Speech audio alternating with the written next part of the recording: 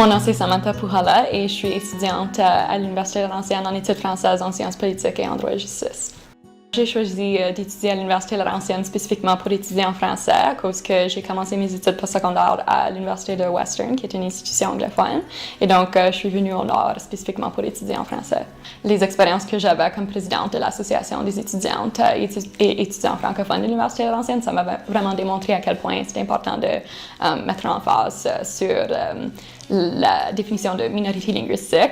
C'est juste, dans mon cas, c'était intéressant à cause que j'étais née, disons, anglophone. Donc, moi, j'aime dire que je suis francophone par adoption, à cause que c'est pas ma langue maternelle, mais je m'identifie dans la catégorie minoritaire. Donc, même si ma famille ne provient pas de cette culture, moi, je m'identifie fièrement comme franco-ontarienne. Je voulais quand même démontrer que j'étais compétente dans les deux langues.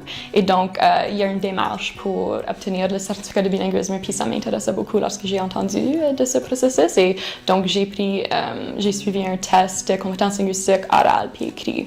Et ensuite, j'ai passé ça, puis je vais avoir le certificat pendant la remise des diplômes. C'est un atout, certainement, d'être bilingue, je pense, dans un marché d'emploi, surtout en Ontario puis au Canada, lorsque les deux langues officielles sont le français et l'anglais. Je pense que le certificat de bilinguisme démontre concrètement que j'ai suivi une méthode d'évaluation qui démontre vraiment ça. Donc là, c'est une accréditation automatique.